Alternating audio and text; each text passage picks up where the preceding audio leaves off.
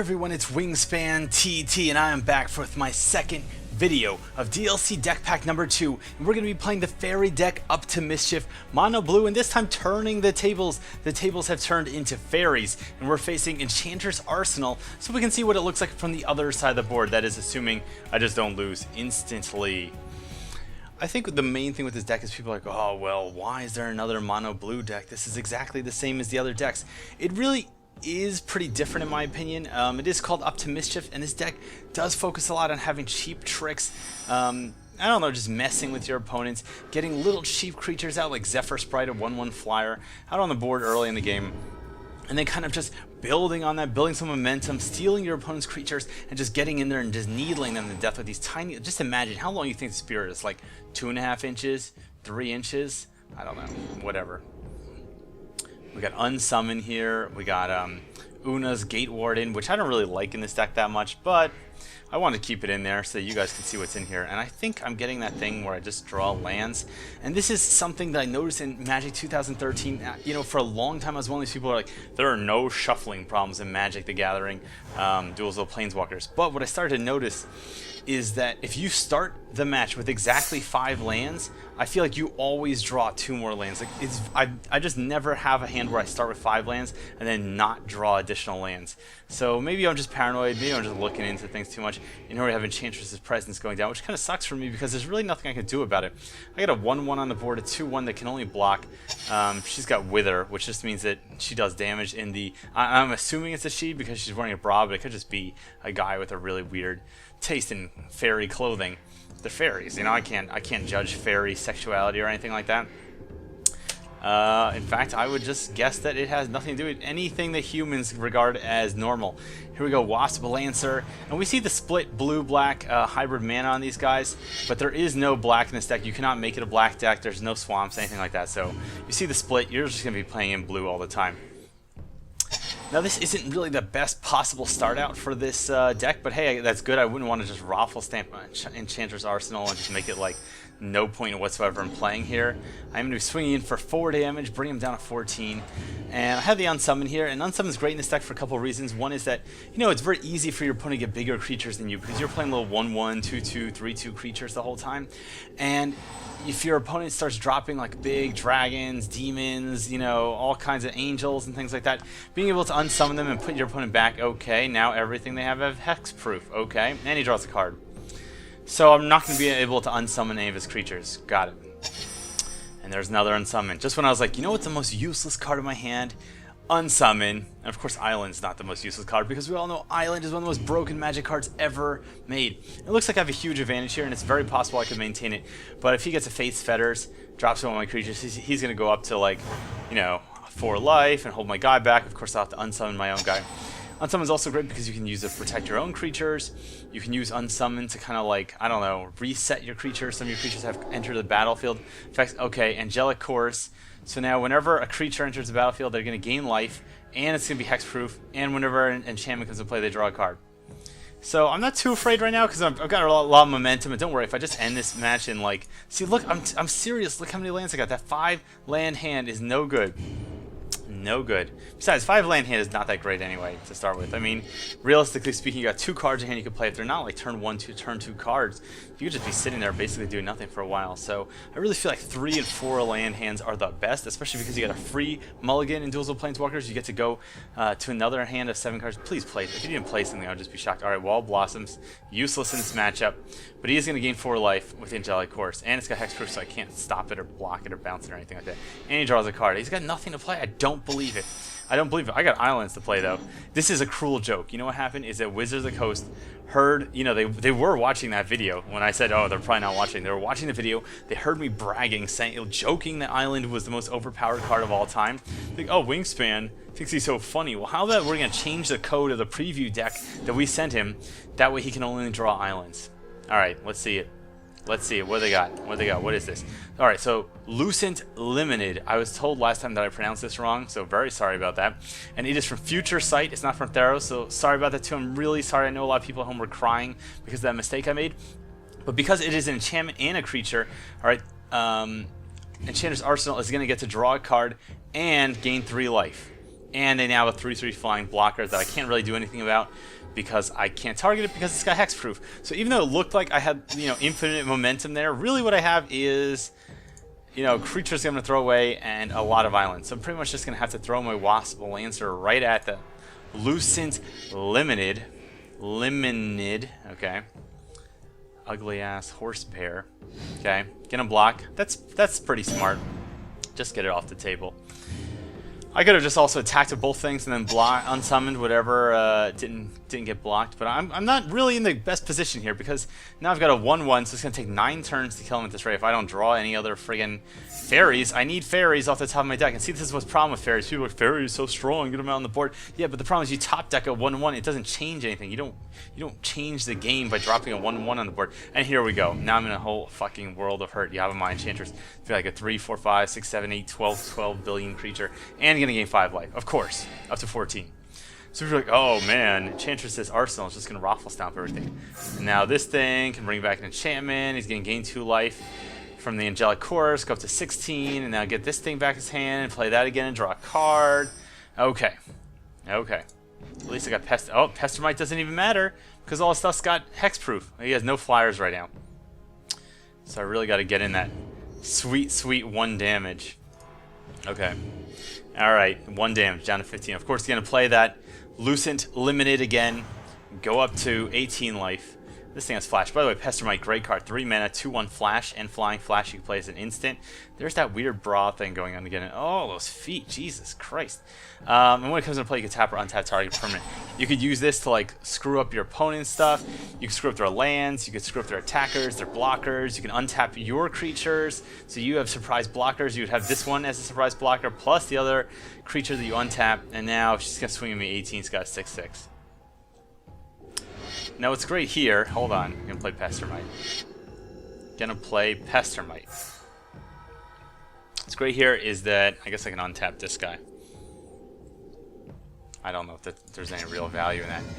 I can block the 6/6 here and give it some -1/-1 counter so it's not strong. If I wanted to, I could just throw this thing at this. I got 20 life. I can afford to wait. Not that I can even think like what's in my deck that's actually gonna help me, but I can afford to take 2 damage. It's not a big deal. I'm not gonna throw away one of my only important creatures. I just need to bring that thing down to be like a reasonably sized. Okay, all right, much better. So Glen Elendra Archmage, I don't care how you pronounce it, and no weird bra this time, is one of the most broken fairies ever printed. It's a 2/2 flying creature with persist, which means when it dies, it comes back to play with a -1/-1 counter, and you can sack it to counter a non-creature spell. So that means she can either live twice, just normal combat stuff, or you can sack her twice to counter spells, or why not do both? Why not do both? You can have her do things like, you know, die once in combat and then die once, you know, destroying a spell. So let's see here. What do they got for me? What do they got?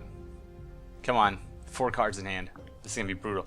And I don't know why the computer's leaves are evolving wilds on the table. It's like some kind of weird-ass bluff. Now, I can't counter it even though it's enchantment because it's an enchantment creature. So I cannot counter it with Glen Elendra Archmage. He's going to draw a card, go to 4 cards again, gain 3 life, back up to 18, undoing everything. No, I'm sorry, 21. Undoing everything that I fought for. It's sickening. It really is sickening. It makes me sick. So I hope people can see Enchanter's Arsenal is not a complete joke. Like, you saw it took like how many turns to get going there? They got all these enchantments slowly out. They were down to like 1 turn away from dying. And because of that, oh my god, 5. I could block with all of these and I would get the Archmage. This could be my only chance to actually kill the Enchanter, so I think I'm going to actually do that. 2, 4, 5. Alright, great. I'll get my Archmage back. The cool thing about Archmage is that I could block and then unsummon it, and then play it again and get, you know, the counter persist counter. Oh, you know what I really needed? Another island. That's what I needed. So I can kind of hold off for now. I think that's what I'm going to do. I'm going to wait till they attack, block, bounce my own guy, play it again. Okay. Okay. So block the 3/3 here. Here we go. Unsummon my own dude. Take 5 damage to the face. Go down to 13. And this is another big weakness of this deck is you run out of steam. You know, you need to draw cards. And they're... Oh, god damn it.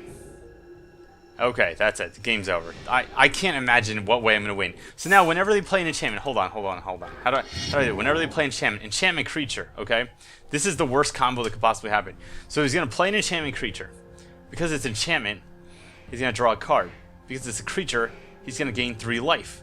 Because it's a permanent, it's hexproof. Because it's enchantment, it creates a 4/4 angel token. Because an angel token enters the battlefield, he's going to gain 4 life. So he's going to gain 7 life and draw a card and get 2 hexproof flying creatures. That's like exactly what I need to happen right now. I'm trying to think. Is there any card in my deck? I have a what is it? That card that allows you to steal all their stuff. That is not. That's an island. Okay, you know what? Forget it. Forget it. We're restarting. You get it. I lose the game. Wingspan loses. Let's do this again. You get the idea. But I also just want to show off more of the deck. It's not really just rage quitting. It's not rage quitting if I say it's not rage quitting. Here we go. Perfect. I'm going to keep this hand. This hand is just gorgeous. Okay, we got Fairy Imposter, Scion of Una, Sprite Noble, and Concentrate. All I need is like a 1 casting cost little... You can't play Fairy Imposter 1 casting cost. You got to return a creature to your hand, or you have to sacrifice it. Okay.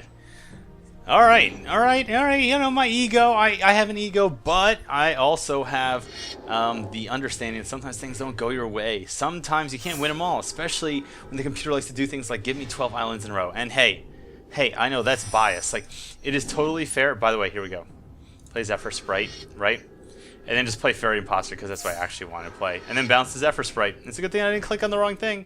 When Fairy Imposter comes into play, you got to return a creature you control to your hand, or you have to sack Fairy Imposter.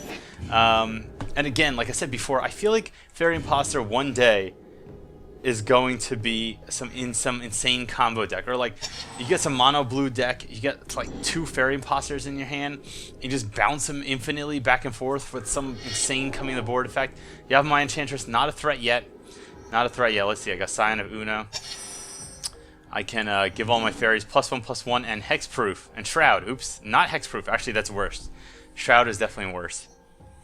Then we got Sprite Noble here. She is just not as cool. I'd rather get the extra damage in right away. Next turn, I can play the Sprite Noble and my Zephyr Sprite. So this is pretty powerful. In fact, it's a flying creature that gives all you guys +1/+1. The giving all you guys Shroud actually is kind of bad sometimes because you can't unsummon your own guys, and there's a couple other things in this deck where it is definitely useful to be able to target your own creatures. So I'm not going to say it's bad for the deck. It's very good for the deck, but it can backfire. I would say it's like 70% useful, 30% not useful. So there you go. Giving all these guys Shroud. Great. And here we come in for the 3/3. I'll take the 3. And now my opponent has Ivory Mask. Cannot be targeted. You have Hexproof. Oh, Shroud. No, you have Shroud. You can't even target yourself. That's another thing where it could be like target player draws a card. That could be a huge nuisance. All right. I don't really gain anything from playing these early, and neither of these things have flash. I could play I'll just play Concentrate next turn. Get the creatures on the board, swinging for 4. Concentrate, draw 3 cards. Absolutely great. This is the kind of thing this deck needs. You run out of steam mid-game. You need to get more stuff in your hand, on the board. Here we go. All right. So she's down to 13. I'm at 17. I got lots of power on the board, but I don't know. I'm just not convinced that means that things are going well. Okay, Ethereal Armor. That is bad. That's bad. Now it's a 6/6. Now it's a 6/6. Now it's a lot more even. Pretty much just going to take it, go down to 11. Next turn I can swing with 3, 4, 5, 6, 7, 8, 9. I could leave this thing back. I could tap it to give all my creatures +1/+0. And here's a creature that if I kill it, it gains 3 life. If I don't kill it, I'm taking 9 damage a turn. So kind of really sucks for me, the current situation. I got Illusory Angel. Beautiful. I mean, okay, first of all, let me just say this art. Alan Williams, you really outdid yourself with this. Look at this art. Absolutely gorgeous. I don't even care what the hell the card does, but it's a 4/4 flying. You can only cast it if you play another spell this turn.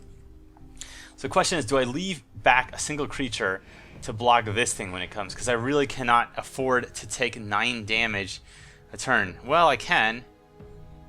If I do 3, 4, 5, 6, 7, 8, 9, yeah, I mean I can, but I can also afford to leave 1 creature back to block. But if they gain any kind of life, and there's definitely ways for that deck to gain life, and if I block that, then they're just going to gain the life. So we're just trading damage for, forget it. Wars are not won with this kind of like indecision. Wars are won by swinging in without thinking or calculating. Bam. Bam. Now, of course, if he drops like 2 enchantments or a Rancor, I lose next turn. Rancor would be I lose. Because if this thing gets Rancor, oh my god. If that thing gets Rancor, I'm in trouble.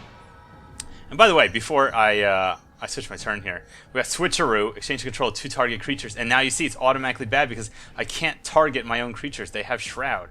So the option is I could use this guy, could switch him with someone. And I got Una, Queen of the Fae. Una, Queen of the Fae, flying 5/5. You can kind of mill someone else's deck or your own deck. Choose a color. You get fairy tokens. Really cool. Really, I'm not going to live long enough to cast it. Watch. Rancor. Rancor. No! Oh, it was the land. And I think I win this now. I win this now. Very close game. Very close game. Enchanter's Arsenal coming in. Bring me down to a scant 2 life. And you see this deck has just so much like staying power. You know, I kind of want to just switcheroo just to hell of it, but then I'm gonna regret it. Una. Oh my god, she's so weird. Look, she's got fairies coming off her. Such a weirdo. Jesus, she's got like a Lady Gaga dress thing going on. Like, I think I'm gonna wear a dress made out of flowers that have fairies inside them. And the fairies come out. Each one sings a different note in the key of G minor. It'll be a masterpiece. Alright, let's swing him. And that's it. You've seen one match where Up to Mischief loses. You've seen one match where Up to Mischief wins. I hope you get a great idea of what this deck is. I'm excited for this deck. I don't feel it's the same as the other blue decks in the game. I hope you're looking forward to seeing this. I hope you're looking forward to DLC Deck Pack number 2. You can go to TopTierTactics.com for the full deck list. So come to the website, subscribe to my channel, and I don't know, read a goddamn book. Anyway, until you do all that, cheers.